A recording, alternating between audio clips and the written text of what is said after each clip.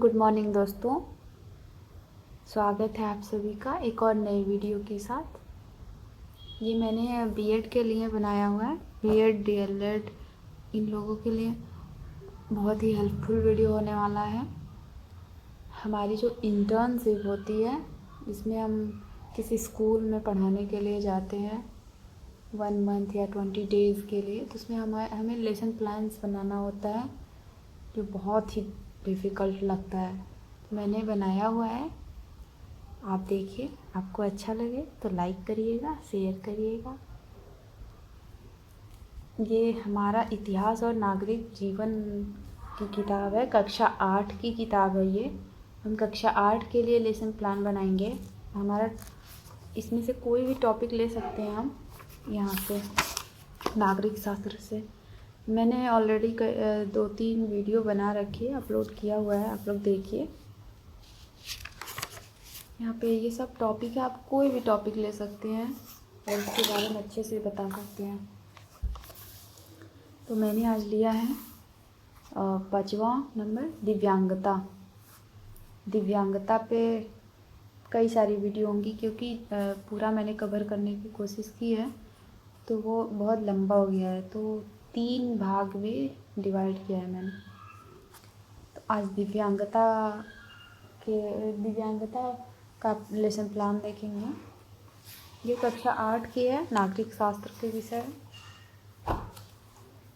ये lesson plan जो आपका लेसन प्लान का नंबर होगा, जो भी दिन होगा, जिस दिन आप करने जाएंगे, पढ़ाने जाएंगे, वो रहेगा। विद्यालय का नाम, जो जहाँ पे आप पढ़ाने जाएंगे उस विद्यालय का नाम रहेगा। कक्षा 8 वर्ग जो आपका रहेगा वो यहाँ पे डालेंगे। दिनांक, विषय नागरिक शास्त्र, दिनांक जिस दिन आपका टीचिंग होगा वो डेट रहेगा यहाँ पे। अवधि है 35 मिनट, कहीं कहीं ये 40 मिनट होता है, तो आप समय देख के बना सकते हैं, सही कर सकते हैं।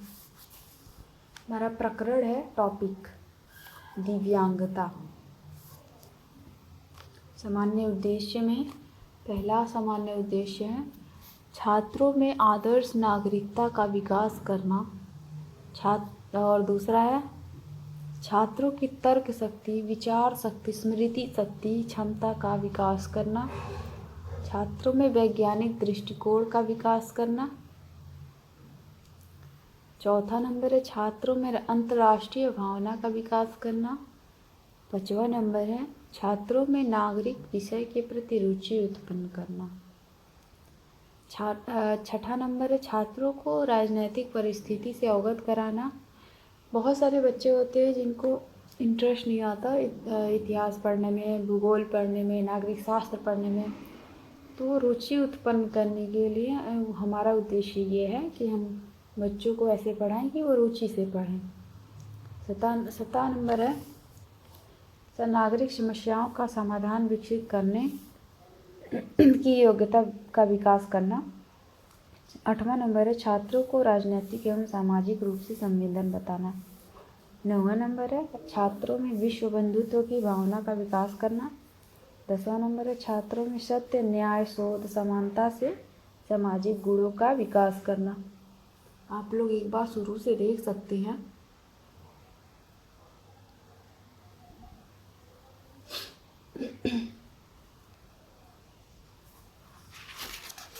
नेक्स्ट पेज है और नेक्स्ट पॉइंट है। 11वां नंबर है छात्रों को सरकार के स्वरूप को समझने की क्षमता प्रदान करना। 12वां है छात्रों में प्रेम, दया, न्याय, सहानुभूति एवं सहयोग भावना द्वारा उनके चरित्र का निर्माण करना। सहायक सामग्री में जो हम कक्षा में पढ़ाते समय यूज करेंगे, जिन भी चीज़ों का, चॉक है, डस्टर है, pointer, roll board, model, chart, अन्य कक्षा उपयोगी सामग्री। पूर्व ज्ञान में है छात्र भारत की सामान्य दिव्यांगता को जानते हैं। प्रस्तावना के प्रश्न हैं। एक साइड में रहेगा क्रम संख्या, छात्राध्यापिका कथन, छात्र कथन। यहाँ पे आप छात्राध्यापक है तो छात्राध्यापक लिख सकते हैं। पहला प्रश्न है हमारा, बच्चों क्या आपने आपने अपने घर के आसपास ऐसे लोगों को देखा है जिसे बोलने, सुनने, चलने में कठिनाई होती है? तो बच्चे बोलेंगे हाँ, देखा है। तो दूसरा प्रश्न हमारा होगा, तो बच्चों ऐसे लोगों को क्या कहते हैं जिन्हें बोलने, चलने, सुनने में कठिनाई होता है तथा उन्हें किस नाम से जाना जाता है? तो बच्चे कहेंगे विकलांग कहा जाता है। तो थर्ड क्वेश्चन हमारा होगा, विकलांग को और क्या कहते हैं? तो बच्चे बोलेंगे दिव्यांग या विशेष आवश्यकता वाले लोग।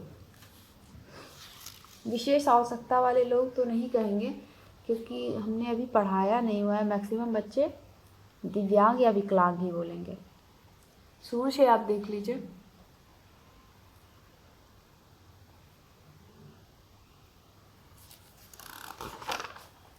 सबसे टफ है ये इंट्रोडक्टरी बनाना। इंट्रोडक्टरी क्वेश्चन को बनाना, इसी में टाइम ज़्यादा लगता है।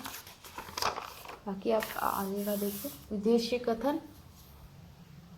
उद्देश्य कथन में है, बच्चों आज हम दिव्यांगता कारण बचाव नामक प्रकरण का अध्ययन करेंगे। प्रस्तुतिकरण है हमारा। प्रस्तुतिकरण में प्रस्तुत प्रकरण को अध्ययन की सुविधा से दो विशेष शिक्षण बिंदुओं में विभाजित किया गया है।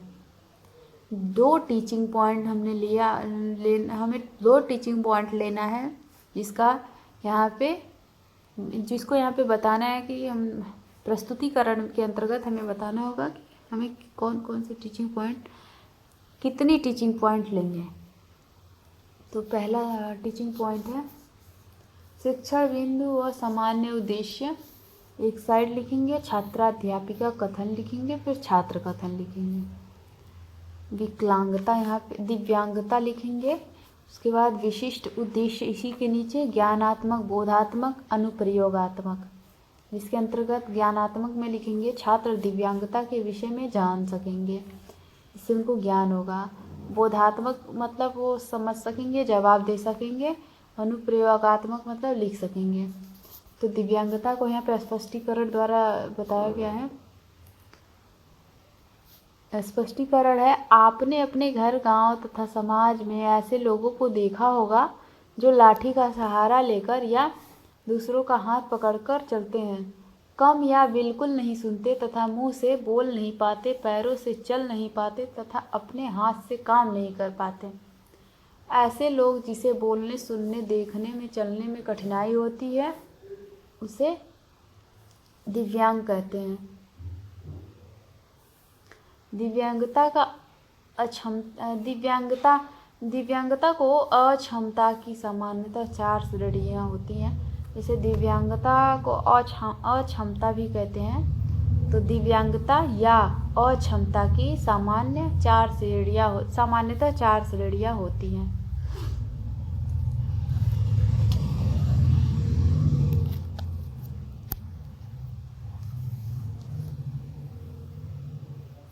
शुरू से देख लीजिए।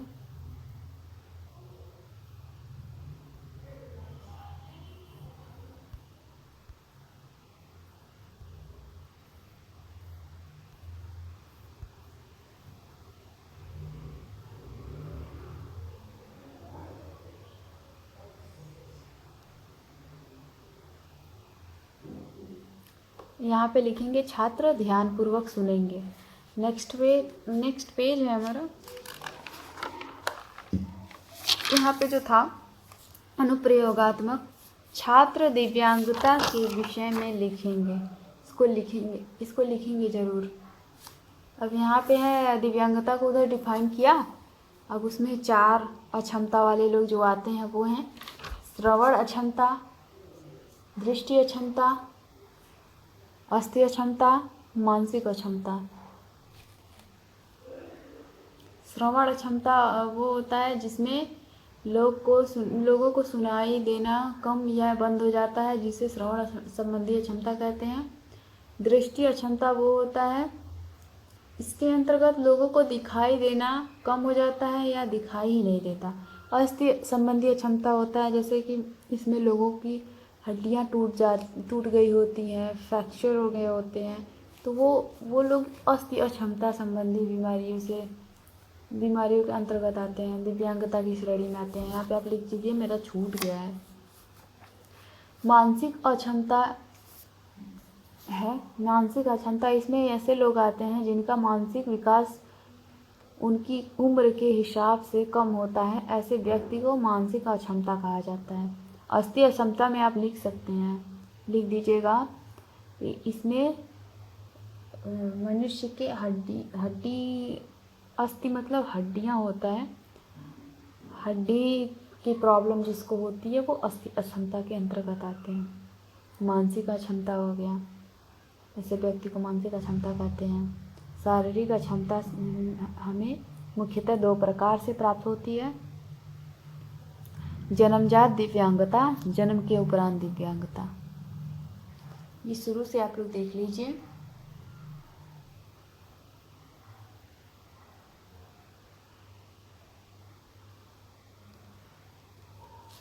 बहुत ही अच्छा टॉपिक है, आप 3 दिन में इसे कवर कर सकते हैं। ये जन्म के उपरांत, जन्म यहाँ पे है जन्मजात दिव्यांगता, जन्म के उपरांत यहाँ पे डिफाइन करेंगे। जन्मजात दिव्यांगता का आशय गर्भस्थ शिशु शारीरिक दोष आ जाना। कुछ लोग बचपन से ही नहीं सुन पाते, देख पाते, वे लोग जन्मजात दिव्यांग की श्रेणी में आते हैं। कुछ बच्चे होते हैं जो जन्म से ही, जब पैदा होते हैं उसी टाइम से ना देख पाते हैं ना सुन पाते हैं, तो जन्मजात श्रेणी में आते हैं, जन्मजात दिव्यांगता की श्रेणी में वो लोग आते हैं।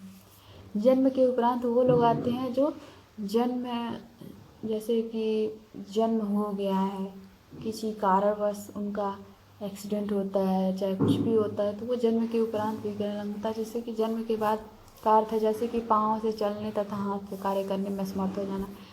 किसी को चोट लग गई तो वो जन्म के उपरांत ही हो गई, चलते छत से गिर गया, ऐसी घटनाएं जब होती है तो वो जन्म के उपरांत वाली श्रेणी में आती है। टीचिंग पॉइंट है यहाँ पे शिक्षण बिंदु और सामान्य उद्देश्य। हमारा एक टीचिंग पॉइंट था दिव्यांगता, ये उसी का बोध प्रश्न है, उसको पढ़ा के बोध प्रश्न पूछेंगे। बोध प्रश्न में पहला प्रश्न है दिव्यांग किसे कहते हैं, तो बच्चे बताएंगे ऐसे लोग जो बोलने, सुनने, चलने में कठिनाई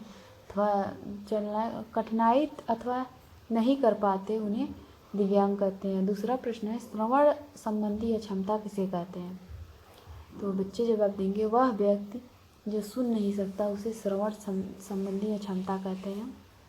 थर्ड प्रश्न है दृष्टि संबंधी अक्षमता किसे कहते हैं, तो उत्तर आएगा वह व्यक्ति जो देख नहीं सकता, वो दृष्टि संबंधी अक्षमता के अंतर्गत आता है।